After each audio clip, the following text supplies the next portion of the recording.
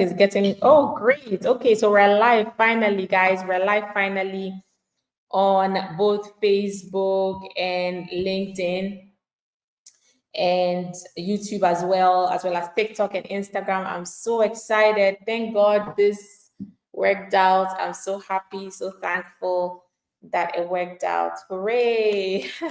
Okay, so I hope everyone is doing great. Let's jump right into it. Exciting things to discuss today.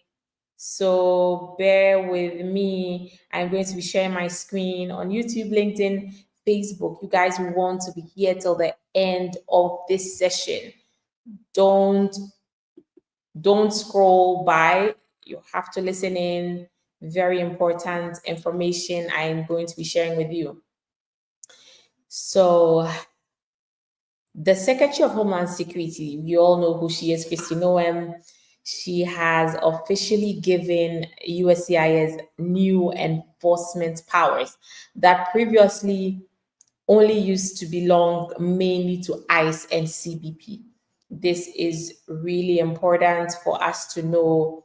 And what makes it even more surprising is the fact that USCIS, usually delegation powers, they will share what's going on, delegation powers and shares, but this document was kept away from the public eye. And it seems like, there's something going on that they don't want us to know. I'm just pulling up the document right here on Facebook. Let's see, is it this one? No, this is for the second one. Let me try this one here. Hold on, guys. So as I was saying before, Facebook and LinkedIn joined. Delegation powers have been given to USCIS. Delegation powers, immigration enforcement powers is what I should say. They have been delegated to USCIS. So the DHS secretary has delegated enforcement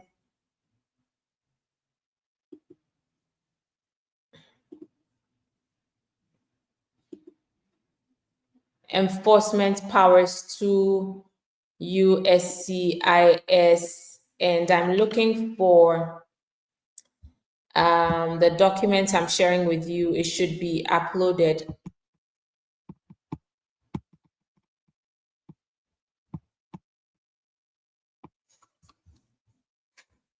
I am so sorry, guys. When you are using technology, anything can go wrong at any time. And I'm just trying to pull up this document here so that I could share with you.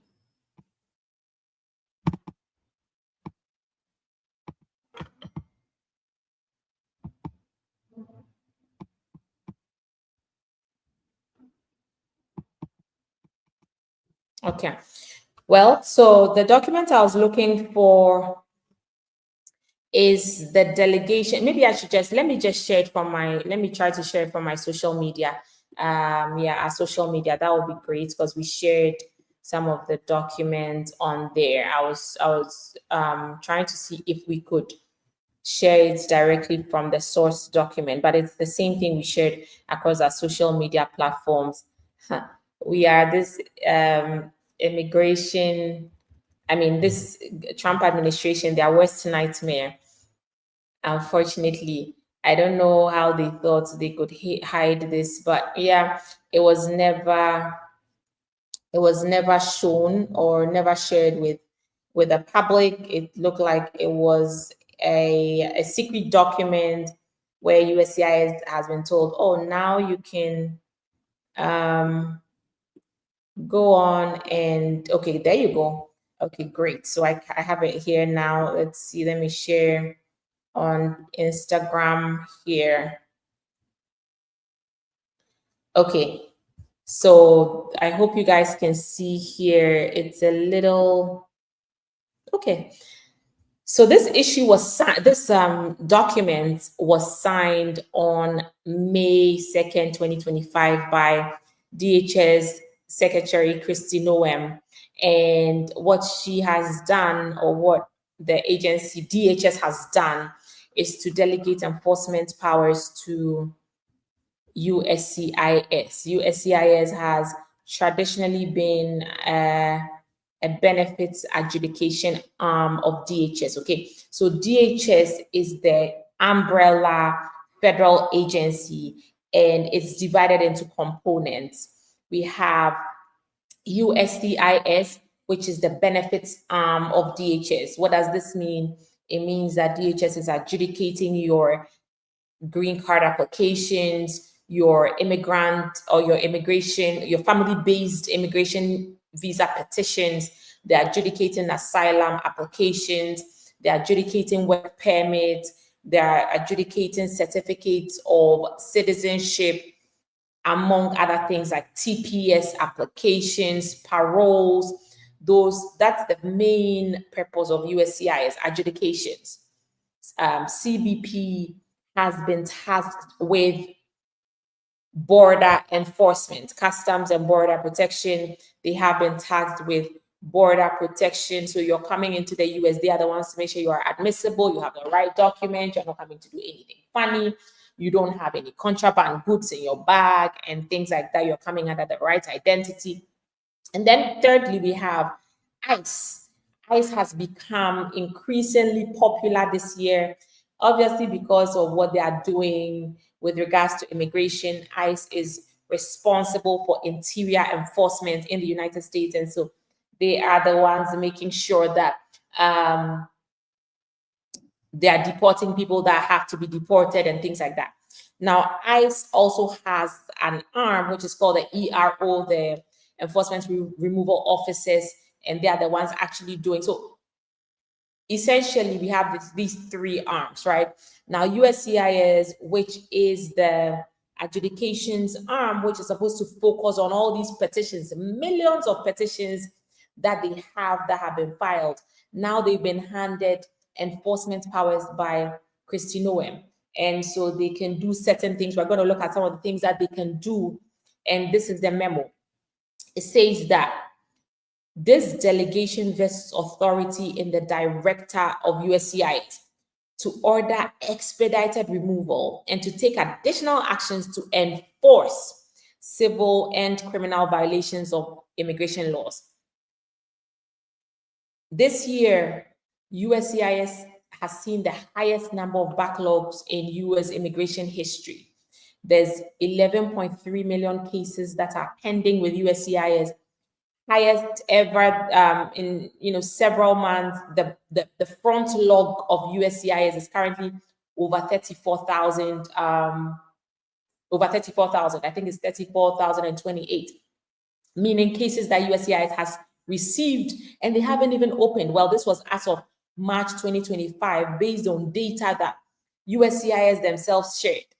Now you have 11.3 million cases pending. I remember it was last year or so, they just had about 9 million cases pending. And even at that time, it was a historic record number. Now they've grown to 11.3 million. And instead of focusing on reviewing these applications, adjudicating people's green cards, work permits, families are separated. Now they've been handed enforcement powers, which is likely going to distract and take their attention away from adjudicating, unless they are trying to hire more officers. They have been we've heard that they've been laying off officers as well across many of these federal agencies. And so the concerning thing, there's several concerning things, but one of the concerning things is that now USCIS is going to be enforcing immigration laws. And I'm going to show you certain things from the Adjudicators Fields Manual, from the Home Security Act of 2002, from a few other things, and we're going to understand exactly what's happening. Now look at the delegation authority they've been given. It says that I hereby delegate to the USCIS director. So Christy Noem delegated to the USCIS director, who can also delegate or redelegate or relegate, I should say, who can also relegate to USCIS offices across the United States. And so long as the director has the power, he can work with his other people. He can do not relegate, redelegation. The officer can do a redelegation in writing. Okay, so the authority number one that USCIS has now been handed is authority to order expedited removal under law. Expedited removal, many of you know, we've covered it several times right on this platform. It is a fast-track deportation that does not give you the right to go before an immigration judge. It can happen within a matter of hours. Within 5 hours, 6 hours, you're just detained and you are sent back to your country or to another country. Usually expedited removal will be to your own country. Now, USCIS is, now the Supreme Court has said there can be deportation to third countries. Typically, expedited removal, you're going back to your home country. But now, obviously, deportation, you can end up either in your own country or in another country, a third country removal. So you're doing you can be placed in expedited removal, usually for people who come into the US. They didn't come in with proper valid documents, or they came in without inspection. They've been here less than 2 years. And it's, if you are found anywhere in the US, you are game for expedited removal. Previously, before January 2025, expedited removal was limited to people who were found 100 miles near a land border and who had been in the US for less than 2 years. For less than 2 weeks, for less than 2 weeks and 100 miles near a land border. Now, if you've been here for less than 2 years, anywhere in the US you are found, you can be placed in expedited removal, which is what ICE is trying to do in immigration court. Dismiss people's proceedings, those who are amenable to expedited removal, and then place them in expedited removal, and then remove them within 2 days, within 1 day, within 6 hours or 5 hours. Number two authority that USCIS has been given now is that they can issue and execute detainers, warrants of arrest, of removal. Let me go again. So they can issue and execute detainers and warrants of arrest or removal. A detainer is a hold where USCIS can put you in some type of custody and detain you until ICE can pick you up. That's a detainer. They are detaining you usually for about 48 hours until ICE can pick you up. USCIS can also issue and they can execute warrants of arrest. This simply means that USCIS can actually arrest you. Now, if you go for your immigration interview, they don't have to wait or call ICE. Usually, ICE can be sometimes on the floor beneath USCIS office where you're going for your interview, or above. They can call ICE. Now they can do it themselves. They don't have to wait for ICE. They have been given these powers to arrest or carry out immigration enforcement. Okay, so they can handcuff by themselves without having to wait for ICE.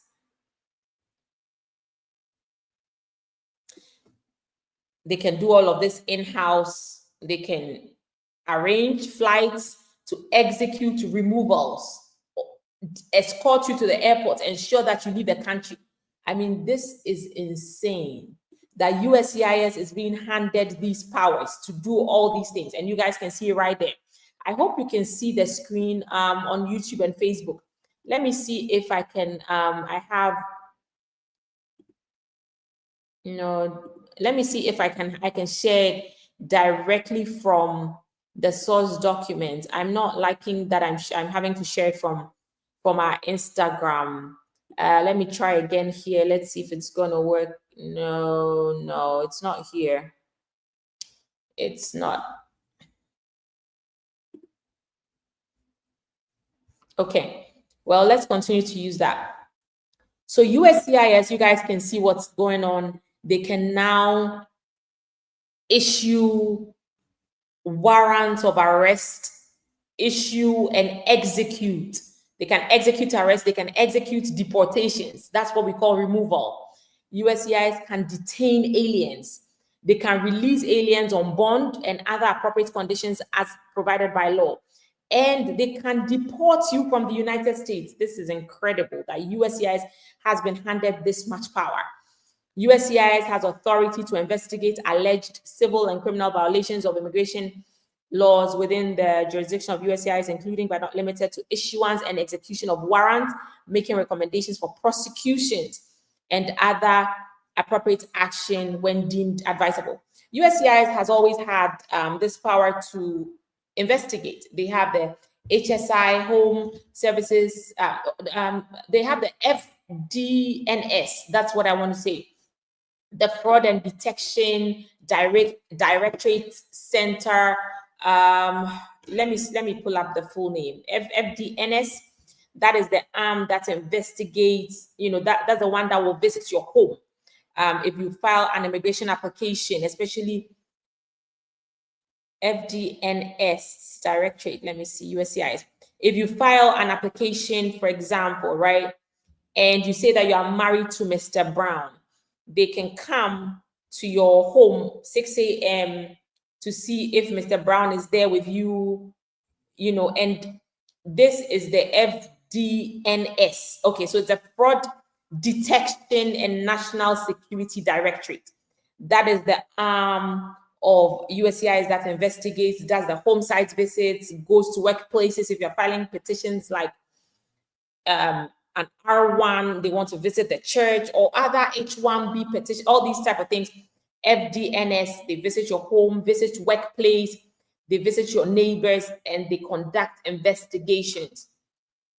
All right, now let's go on to the last page of this delegation authority. I'm sorry.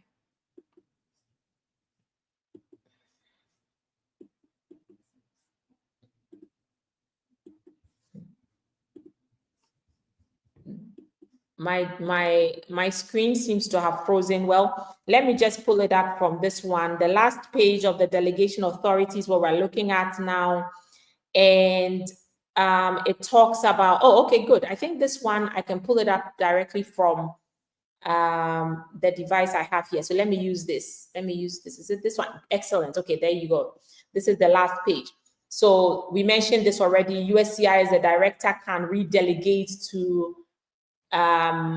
officers across the USCIS throughout the United States. So it says that unless otherwise prohibited by statute, executive order, or other operation of law, the authority contained in this delegation may be redelegated in writing by the director, USCIS director, to an appropriate subordinate official of USCIS, and may be successively redelegated to other officers or employees of USCIS.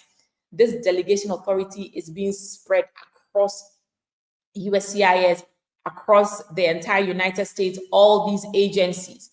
Now, what this means is that if you are going for your US immigration interview, you have to be extra careful. Please don't just show up for an interview without understanding if you have anything that makes you removable, if you have anything that makes you deportable. I have all this I'm going to show you. There's over 20 grounds that can make you removable or deportable. You want to know what these grounds are. We don't have enough time. We will not be able to cover everything in this, but we can still try. Okay, so that's what's happening on that front. Let me take this off, and I'm going to add the previous. Well, let me go here first. Oh boy, let me go here. I usually like to share because you share something and you have some people come and say, oh, that's fake news. But whatever, every single thing we've ever shared on our social media, we've done our very best to verify and ensure that we're sharing it from a correct source as much as possible. Okay, so if you look at the preamble in the purpose, section 1 of the delegation authority of May 2025, it says that this delegation supersedes and replaces paragraph 3 of delegation 0150.1. And delegation 0150.1 is, I'm sorry, not this one. Okay, let's go to delegation 0150.1 right here. And this was from 2003 June. It has replaced the new May 2025 delegation, has replaced the June 2003 delegation authority, which specifically said that USCIS,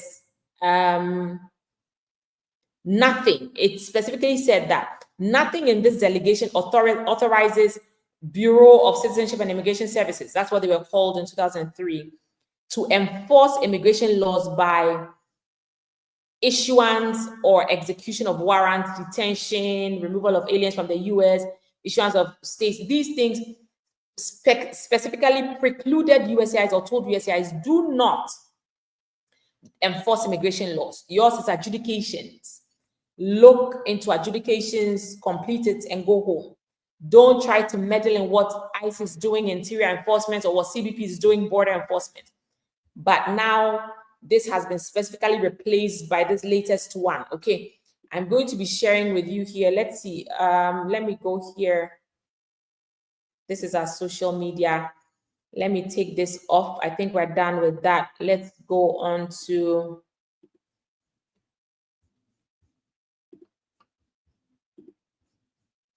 I'm going to share I'm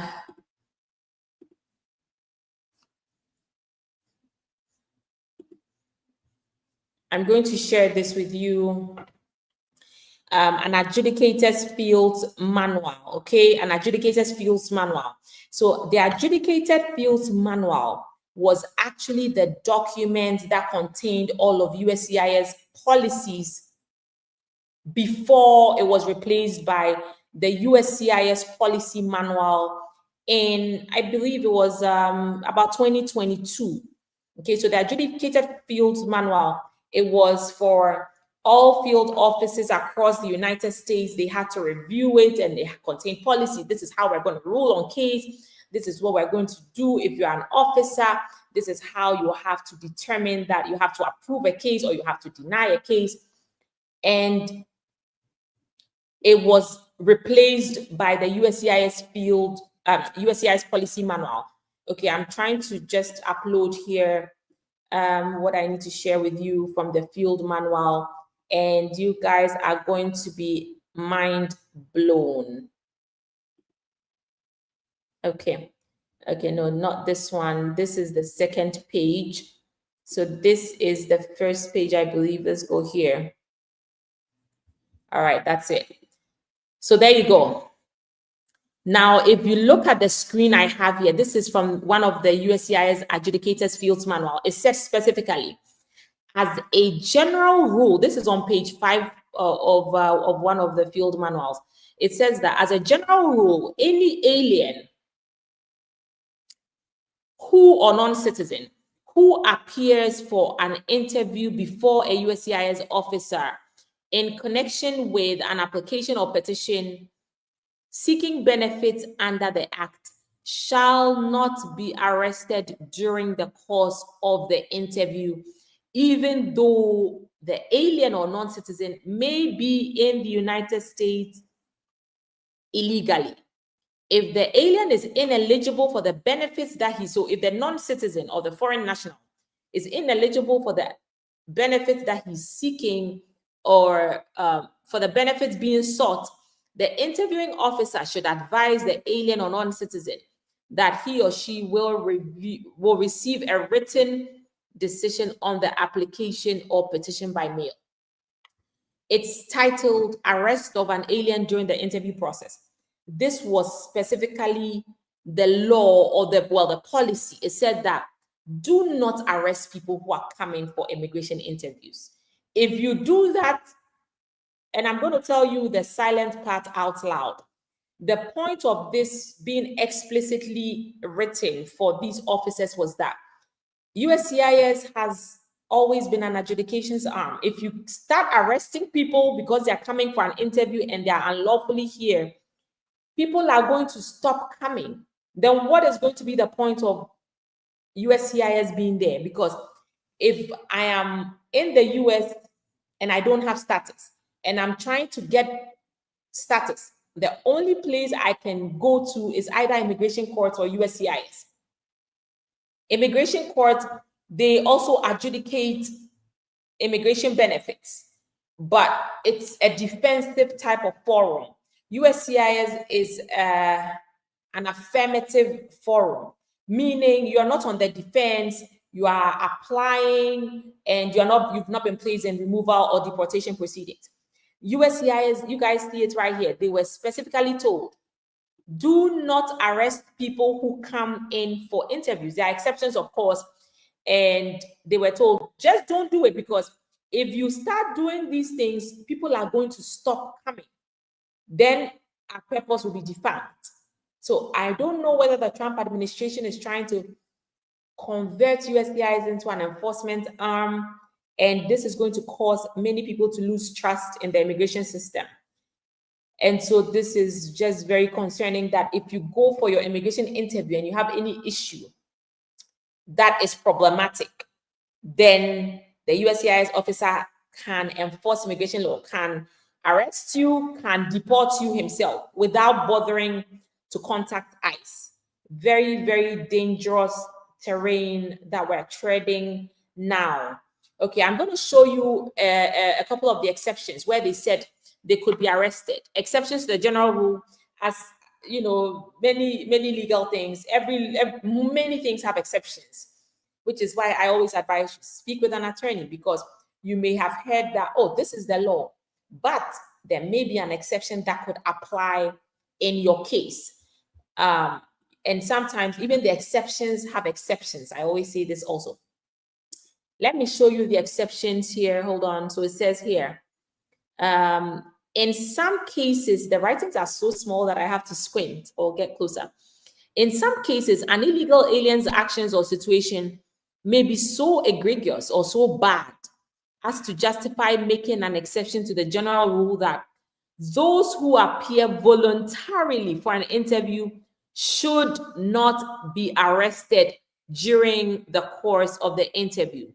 Such actions include, but are not limited to. Now you'll see it and you understand why these are exceptions. I haven't yet met any government that will condone certain actions, okay? So even in our home countries, we have to obey certain laws. So there you go. Hold on, please. Bear with me. I'm just struggling with the slides now. I don't know. Okay, there you go. Perfect. Now, the exceptions are, if you go to a USCIS interview, you could be arrested. This was the past policy, where you are the subject of an outstanding warrant of arrest for criminal violations. So you've gone to commit armed robbery, you are wanted, and you go. Then it was an exception. They could arrest you. If during the interview you assault another party, like the interviewing officer, he asks you, can you show us evidence that your marriage is real? And you stand up and say, how dare you, officer? And you give the interviewing officer a hot slap. You are getting arrested. It's not, they weren't going to let you go scot-free. Or you, when I was reading this, I was laughing. Look at this. If you go and assault the interviewing officer, a government clerk, a government attorney, or a co-interviewee such as a spouse or child. I just don't know why the government didn't write or your attorney, because some people can get really mad at the attorneys during the immigration interview. The government never seems to want to protect us. It's just, oh, government attorney. Why don't you just put attorney so that it covers both private and government attorneys? Attorneys, it's a whole lot. People just, I mean, the world just hates attorneys so much, but remember, we are humans, okay? An alien who during the course of the interview willfully destroys government property or commits other crimes of such nature and magnitude. Imagine the interviewing officer at your US immigration interview, he says that, oh, well, I cannot approve your case today. It has to undergo supervisory review. And you pick up his desktop computer and smash it on the floor. you're going to get arrested. Unacceptable. The alien is a threat to the safety or well-being of another party. An alien who is a subject of a provisionally issued warrant. You get the picture. So in the past, USCIS could not arrest people who came for interviews. If you, however, went and did anything nonsensical, then you could be arrested. But obviously, this has changed now. USCIS has been told, arrest, arrest, arrest. You can carry out enforcement actions during interviews.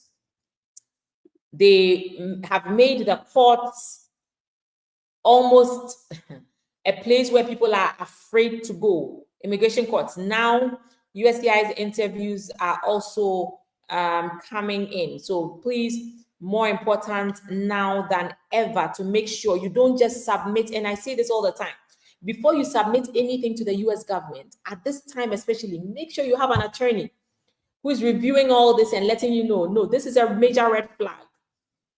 Let's be careful with this. This is what we should do strategically and before you submit anything to them. Because once you submit something to the US government, you cannot tell them to bring it back or, oh, please don't see the document I sent you. They cannot unsee it. As soon as they receive any document, you guys, let me tell you this secret. USCIS has a mail room, right? Everything you send to USCIS, they will immediately scan. Well, they will open it up and scan everything into their system, and it becomes part of your immigration records. Once you end up in immigration court, every piece of paper you've ever submitted to USCIS will be on that record. Which is why people say, you know, that saying, oh, whatever you're presenting, act like it's going to be read in court. It couldn't be more true. Whatever your spouse or any person who gives a tip submits about you, they will put it in your immigration file as well. They will scan it. If it's a letter that your wife wrote and said, oh, he paid me for money, so please, I'm withdrawing the case, it will be scanned onto your immigration record. Everything you send them will be on your record. So don't think that, oh, let me just send this for the meantime, and then later I will say something else or whatever. So be very careful. Whatever you are sending, act like it's going to be read in immigration court, which is why I always recommend use an attorney, an effective attorney who understands how to handle many things. Okay. Now let me see if there's a lot I've left out. Okay, yeah, there was the rule I wanted to read to you guys from the Code of Federal Regulations or the USC that shows the functions of USCIS. But I think we've established that enough that it's a benefits arm. So maybe we can move on. Let's see here. Let's move on here. We have another thing to cover before we go.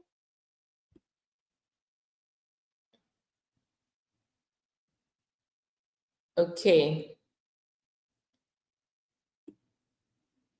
Yeah, this change has obviously blurred the traditional lines between USCIS, which focuses on benefits like green cards, and now they can act like enforcement agents, arrest, detain, deport.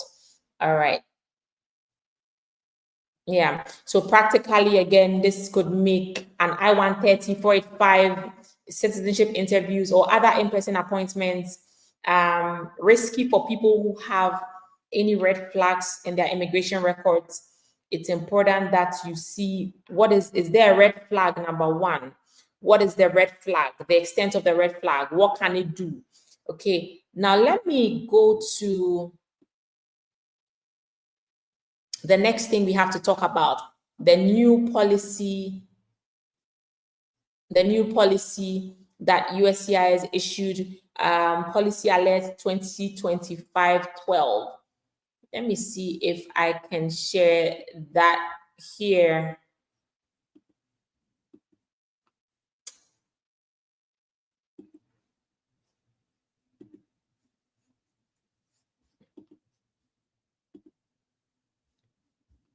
Okay, I think that I have to go on our Instagram page on this one too, because I shared, I don't know, I believe okay, maybe I didn't share this one. I have it in my iBooks, but I'm just finding it hard to. Okay, you know what? Let me just share. Let me use this. I think I know what to do. Hold on, guys. Let's use this one to.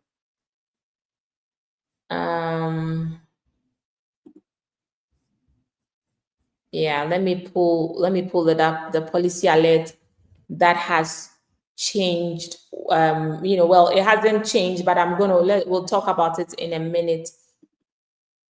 Okay, there you go. All right, excellent. Policy memo, policy alert 2025. Oh, great. I found it now. There you go. I hope you guys can see my screen. All right. So this, I mentioned, is causing a lot of confusion, and let's talk about it. And I'm going to pull up from law, then the things that you have to be aware of that could make you removable or deportable from the United States. And you have to stay away from those things because those things just call trouble for you. Okay. Now, on August 1st, 2025, which was a few days ago, USCIS issued a policy alert, and this policy alert has got people really worried. The subject is family-based immigrants. Okay, family-based immigrants. As you guys know, if you are a US citizen or a green card holder, you can petition for your family members. You can petition for your wife, your husband, your children, your parents, your siblings. If you're a US citizen, you can also petition for your fiancés. Okay, but fiancés are not normally categorized as family-based immigrants, not yet. The family is usually limited to the I-130, which is why the fiancé petition, you are going to be doing an I-129, a step from I-130. Yeah, like not quite there. So here we're going to be focusing on parents, spouses, children, and siblings. If you have a family member who's a US citizen or a green card holder, and that family member files an I-130 for you, and you are removable. If you are removable, look here. This policy explains that USCIS may issue an NTA. An NTA is a deportation notice asking you to come to immigration court, a date and a time, telling you what allegations are against you in immigration court. So USCIS can issue an NTA or a deportation notice if the alien beneficiary is otherwise removable or deportable, since a family-based immigrant visa petition accords no immigration status or relief from removal. Now, this policy alert doesn't have anything to do with people who file green card applications. It doesn't have anything to do with people who are filing adjustment of status, which is the 485. This has to do with the I-130, family-based immigrant visa petition. That is the underlying I-130 petition. If it's approved, it will show that the petitioner is either a US citizen or a green card holder. And number two, the petitioner has a relationship with the beneficiary for whom he's applying, meaning there's a family relationship, spouse, parents, child, sibling. Okay, now look at this here. Let's talk about, hold on, let me come here and let me show you. We're going to talk about who is at risk, the categories of people who may be at risk and those who are not necessarily at risk based on this policy alert. Okay. Let's look at the categories of people who are at risk. Let me pull up my notes that I made here. Okay, so before we go to who's at risk, let me clarify again. This policy alert, PA 2025, it formalizes or clarifies USCIS ability to issue notice to appear, to invite you to immigration court during I-130 cases specifically, when the beneficiary is removable. We're going to break down what removable means in plain terms. What are the things you will do that will make you removable? Number two, it applies to all pending I-130s. If you have an I-130 pending, or if you file an I-130 between 1st August moving forward, also you have a pending in the past, you already submitted one, it hasn't been decided, this applies to you. Number three thing you have to notice that USCIS is now likely using an I-130 as a screening tool to find out, oh, so you should be deported and you are hiding there. Now you've submitted an application, we're coming for you. It's a screening tool to find out who is deportable from the United States. And now this aligns with the enforcement powers they've been given. They can take things into their own hands and enforce what they need to enforce by arresting, deporting, detaining USCIS themselves. Okay, now let's go here. As I mentioned, an I-130 just proves family relationship. It doesn't give immigration status. If you ever get your approval notice for the I-130, it will tell you this doesn't accord any immigration benefits. Your I-797C notice of action. It's just proving family relationship and the immigration status of the petitioner. It doesn't stop deportation or protect you from deportation. It's just usually the first step towards a green card. Some other people can apply for the I-130 together with the 485 in a one-step or a concurrent filing. If you do that and your I-130 is denied or even approved and you are removable, then you could be at risk. Now let's go here. Removable or deportable from the United States. I'll give you some examples. If you overstay your visa, you have unlawful presence in the US because you either one, overstayed your visa, or you entered the US without inspection, EWI, or you use any false documents, you have misrepresentation, you have fraud, you have certain criminal convictions, you violated the terms of your visa, several other things. USCIS can issue an NTA to you even before you apply for your green card.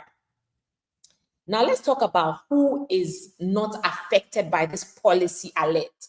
Number one, if you're a beneficiary, you are outside the United States, your US citizen spouse or petitioner is doing something called a consular process for you because you are outside the US, you are not affected by this policy alert 2025-12. Number two, if you are a beneficiary of a family-based immigrants visa petition, I-130 has been filed for you and you are still in legal status. So for example, you are in school, you have you came in on an F1 visa, or you came in even on a B visa, you changed to F status. You have an active CVIS record, you are going to school, pursuing a full course of study. This does not affect you because you are in legal status. You are in legal status.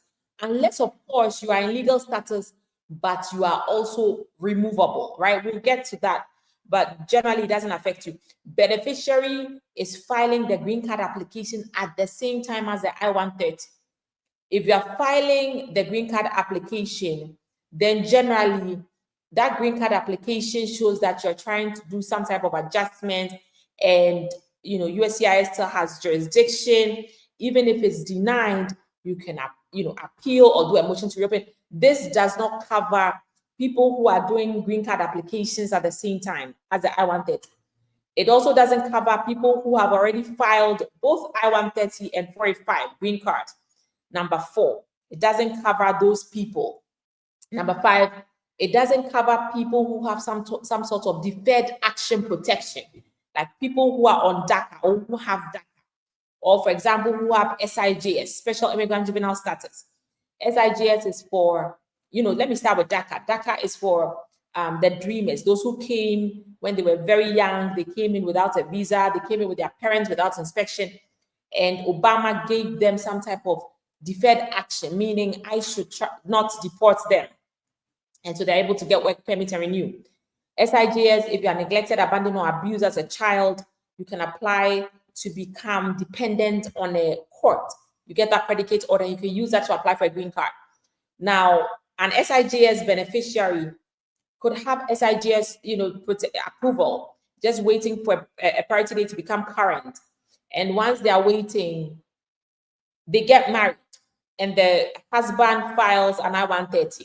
Because they have this deferred action, then they shouldn't be sent to court for immigration proceedings. Then number 6, a beneficiary who is already in immigration court. Obviously, you're already in immigration court, you have an I-130 pending, you shouldn't be sent to court twice, right? Double jeopardy. Now, who is more at risk? Let's look at the group of people who are more at risk concerning this policy alert that says I-130s does not, if you file an I-130 with USCIS, it does not give you any immigration benefits. It doesn't protect you from deportation. Number 1, people who enter the US without inspection. You came into the US unlawfully, without a visa, without parole. You are planning to file you filed an I-130. You are planning to leave the US after you file a waiver, a 601A waiver, right? Those people, if you are found to be removable, right? You are removable if you are here in violation of law. That means that the people who are planning to file a waiver, 601A unlawful presence waiver, they are at risk at this point. And then, you can, so let me explain again. If you come into the US without a visa, without inspection, and you get married to a US citizen, you will have to leave the US to go and do consular processing in your home country. This is to disincentivize people from entering the US unlawfully. Because if you come in with a visa or with an I-94, you are able to apply for a green card without leaving. Again, even if you came in unlawfully, there are some exceptions where you can stay here and cure your deficient entry. Because it said that your entry is defective. Because your entry into the US was not normal, you would need an exception to be able to continue to stay here and get a green card. Some of the exceptions are if you are the victim of abuse, like VAWA. You are filing, your husband abused you, you entered unlawfully, but your husband abused you, your wife abused you, you can stay and get a green card here without leaving. If you are the spouse of a military person, your wife is in the army, the navy, you can do something called military parole in place, MPIP. The MPIP will cure your defective entry into the US and allow you to stay here and apply for a green card without leaving. So there's some of these exceptions.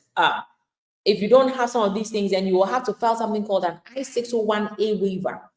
And you ask the government to forgive your unlawful presence for coming in without asking for permission.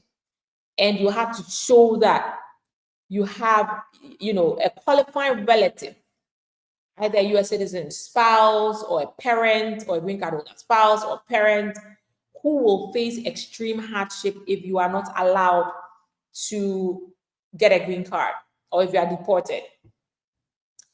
Number 2, another group of people that may be at risk with this new policy is people who are waiting for their petitioners to naturalize.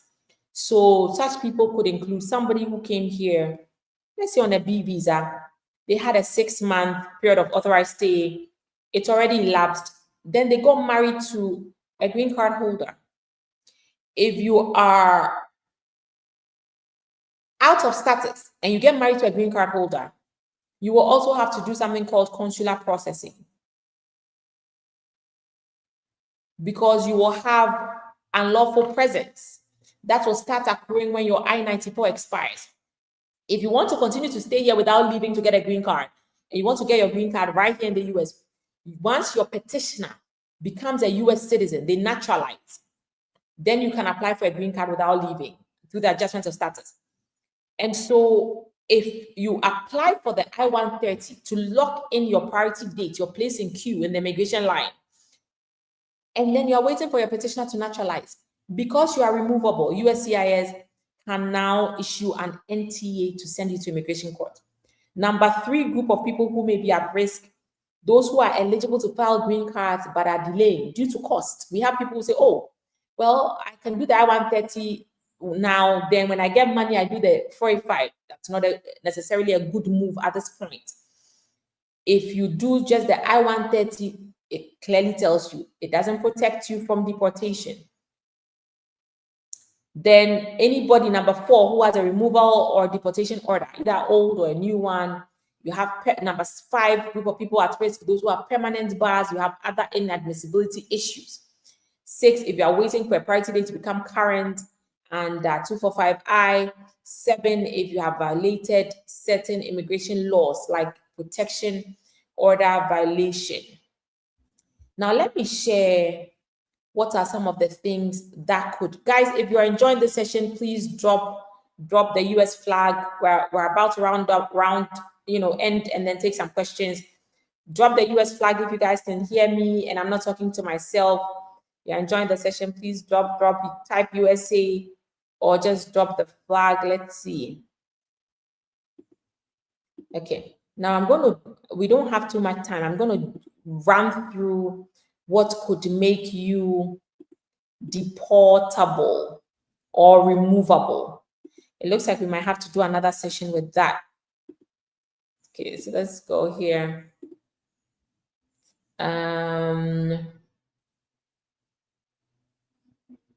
Fundamentals of immigration law. Okay, this is the documents that we're going to be using. I don't know why this is not, let me pull it up properly. Let's see. I'm going to just run through. Okay, there you go. Grounds of inadmissibility in removal proceedings. Oh boy, it's a lot. Maybe I should start with, you know what? I'm sorry, let me start with this. Let me start with this one here. Let's see here. Hold on.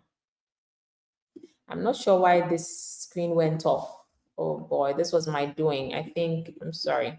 There you go. I hope that's it. This can be a little challenging sometimes. Let me come here. Let's look at the difference. I think this is also very key. The difference between deportability and inadmissibility. It's a key difference. Let's go over it. Let me just explain it in simple terms. We have run out of time. Deportability means that you have been admitted into the US. Maybe you came in on a visa, you came in with some type of document with permission, and you've been admitted. Like a CBP officer says, okay, enter the US, you've been admitted. Once you've been admitted, then you do something that violates US laws, then you become deportable. Inadmissibility usually means that you are now trying to get admission into the US, or you are trying to apply for a green card. You are trying to become a lawful permanent resident. If you've done certain things or committed certain crimes or you have certain issues, then you can be deemed inadmissible. Inadmissibility is for people who have not been admitted and they are seeking admission to the United States. Deportability, you've been admitted. For example, green card holders, you've already been admitted as a lawful permanent resident, but you become deportable, meaning you can be deported, you can still be sent to immigration court. Green card holders, you're not safe from deportation. So make sure that if you're a green card holder or lawful permanent resident and you need to regularize your status, you've done so. We don't have too much time to go into that document. Let me jump straight into the things that can make you deportable or removable. And then we will conclude with what this means for you, what we can take away from all of this. We're going to run through it. We don't have time.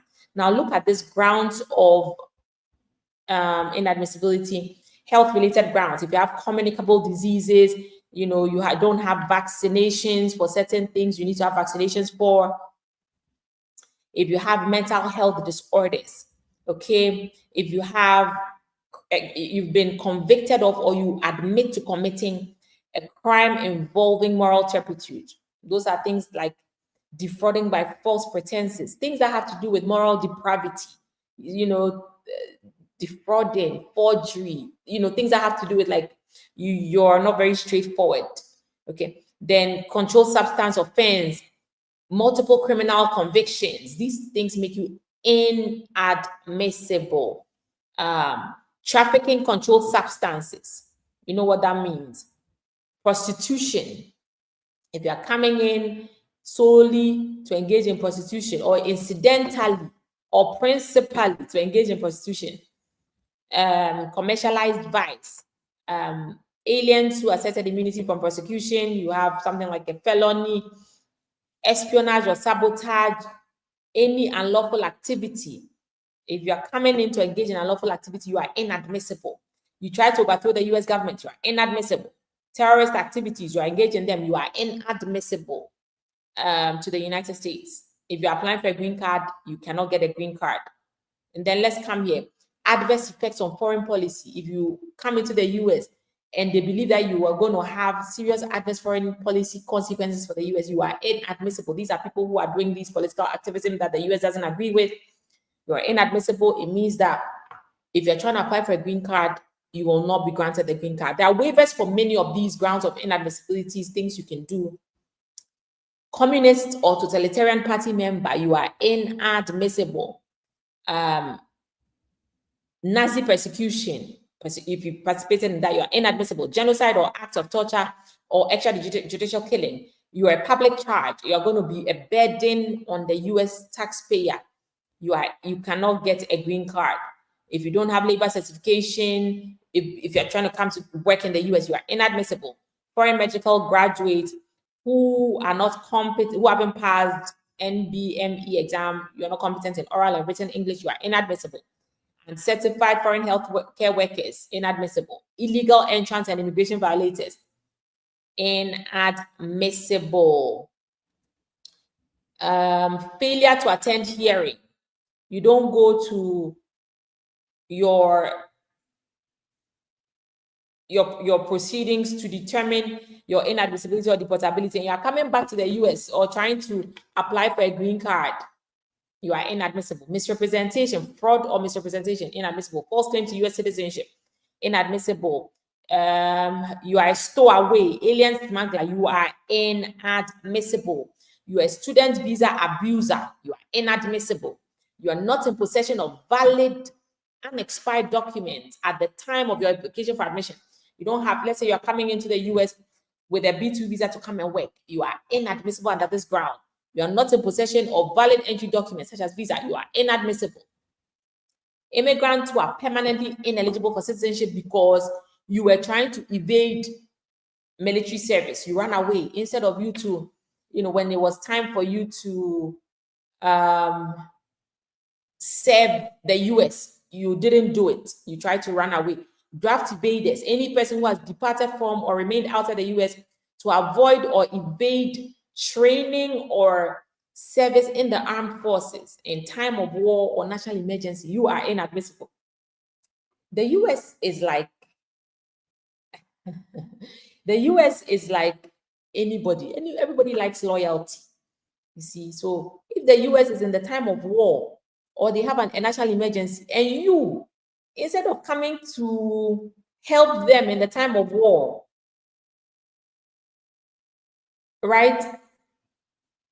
And you evade draft. And they said they don't want you anymore. You are inadmissible. Aliens previously removed or unlawfully present, inadmissible.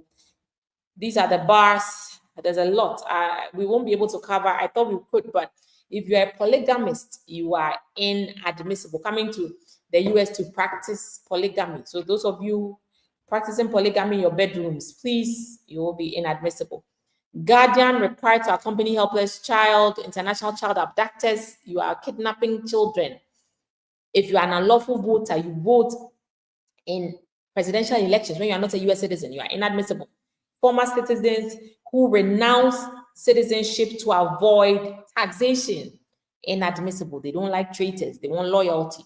Now, these are grounds of deportability. If you are inadmissible at the time of entry or adjustment of status, it covers all the grounds I've mentioned, right? If you are in immigration court, well, these are the reasons why you can be sent to immigration court, because you are deportable.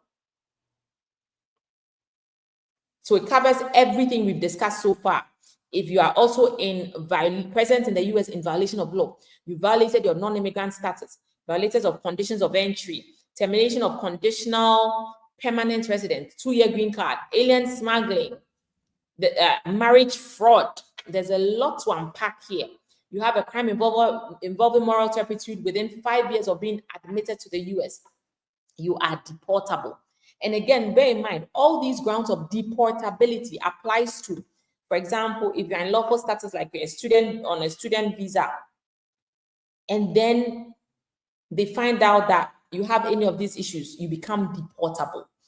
If you are a green card holder or lawful permanent resident, and you go through any of these things, and they find out, for example, within 5 years of getting your green card, you went and got involved in defrauding by false pretenses, you are deportable. You will be sent a deportation notice and taken to court. Okay, there's 2 CI. If you have 2 crimes involving moral turpitude, deportable. Convicted of an aggravated felony. We don't even have time to go into what an aggravated felony is, but an example I'll give you is murder. You are deportable. It's not only murder, it can even be sexual battery. That's rape of a minor. In the US, we say rape, not necessarily another word. Sexual assault of a minor, I would say. If you are convicted of high-speed flight, failure to register as a sex offender, controlled substance conviction, drug abusers and addicts, firearm offenses, you are deportable. Please don't get involved in any of these things. And I'm going to tell you guys one common one that many law-abiding people unfortunately get into, because they think that, oh, I never fall in trouble, but this is a drag net that many people fall in. So we have other miscellaneous crimes. So if you're not caught in any of them, there'll be miscellaneous crimes that there's a bigger net, and that one can catch as many people as possible. Okay, let's come here. So crimes of domestic violence, stalking, and child abuse. This is where many otherwise law-abiding people get caught. So if you slap your wife or you slap your husband, you're a green card holder, you are convicted of domestic violence, you become deportable and you can be deported from the United States. If you are on a student visa, a B visa, and you do some of these things, it's a problem. Make sure you are not caught in any crime of domestic violence. Stalking, be careful. You see some nice girl, you text the person says, stop. You gotta stop. Don't go stalking people. It makes you deportable. You can be called into immigration court. Child abuse. If you are from Africa, my people, and you are beating your child, and the child calls the police, you become deportable. That's how many parents find themselves in immigration court. If there's any other type of child abuse, it doesn't have to be you even beating your child. It can be any type of child abuse. They categorize. It can land you in trouble. Okay, let me show you here. Child abuse is not defined in the Act. However, the BIA has recognized that child abuse encompasses a broad range of activities, including any form of cruelty to a child's physical, moral, or mental well-being. It involves intentional, knowing, reckless, or criminally negligent act or omission that constitutes maltreatment of a person under 18 years old.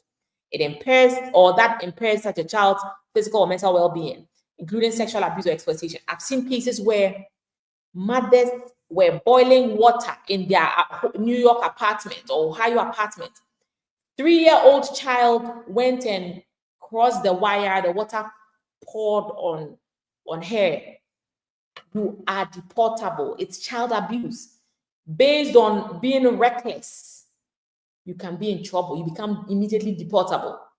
NTA will be issued, you'll be sent to immigration court. So you see, it's not about, oh, me, I don't fall in trouble. No, trouble can fall on you.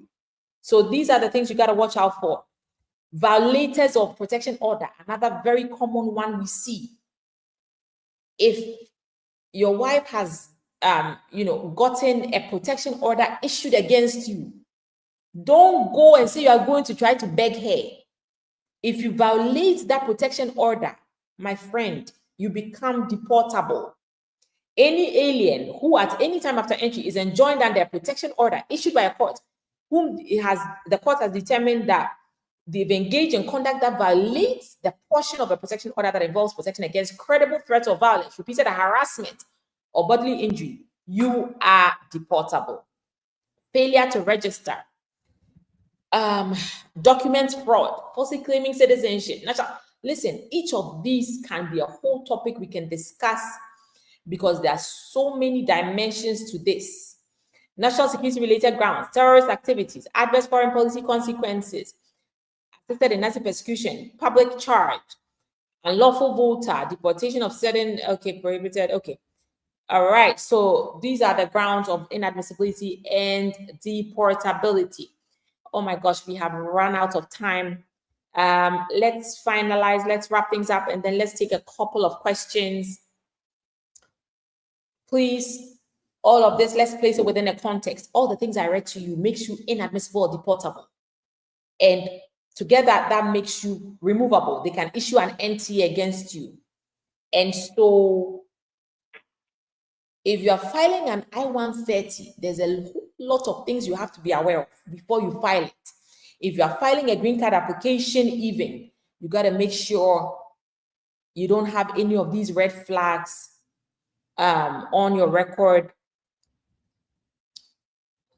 Please, you have to understand what risks could be involved in your case before you submit anything to USCIS, because an I-130 can trigger a deportation case. And before you get out of immigration court, you would have lost a lot if you are not careful. It's a very stressful, expensive process. You don't want to go through that. So please take care of these things. Please make sure if you need to speak with an attorney, contact us. We're here to help. We work with all immigrants in all 50 states throughout the United States. We handle all U.S. immigration matters. AK Poku Law, Google us. And as I always say, even if you can't afford to hire an attorney for your full case, a consultation is a must. Even if you are doing it yourself, a consultation, legal consultation is a must, just to see what's happening with your case and if there are any pointers the attorney can give you specifically for your case. Okay. All right, guys, let me see if I can answer one question or two questions, and then we can hop off.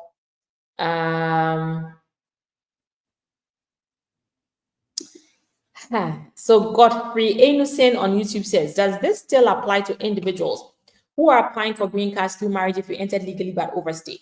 If you followed what we've done so far, if you are a visa overstayer, right, you are deportable. You can be deported from the United States. And so you are also inadmissible, right? If you are, hold on, you are just deportable. You are not inadmissible. You are not inadmissible if you're a visa overstayer. You are just merely deportable. It means you can't be deported, sent to immigration court because you were admitted already.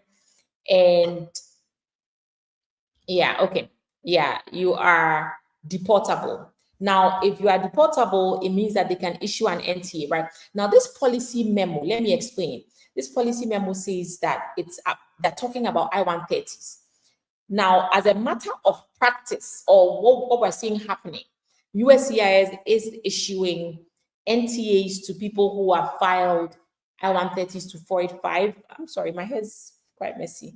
I-130s to 485s, I-130s and 485s, once they've overstayed their visas.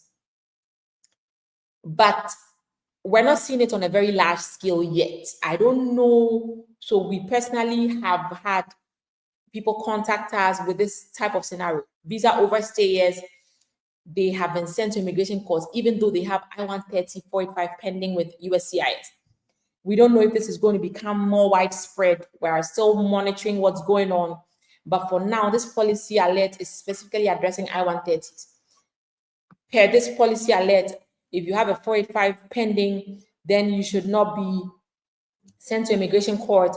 But practically speaking, they still are sending some people with 485s to immigration court. But as I said, it's not on a very large scale yet. So let's see how things evolve. If you are eligible for a 485, then make sure you are not just filing the I-130 alone to avoid, being caught under this policy. It's always been in effect now. They've clarified it and they've updated the policy memo. Okay, let me see if I can get a question on Instagram to answer, or on TikTok. I'm sorry. Oh boy, there's a lot. I'm sorry, guys. I have to hop off. We've spent quite a bit of time, and I have my next appointment in a minute. Well, very soon. So we're going to hopefully see you again next Friday. I'm actually out of the country next Friday, so I'll try to join live wherever I am. I'll try to do a live session. Hopefully, if I'm not able to, then I'm going to see you in a couple of weeks. Just stay tuned on our pages. Make sure you're following AK Poku across all social media platforms. We'll give you an update on what will be happening on Friday, whether a live session will come on or not.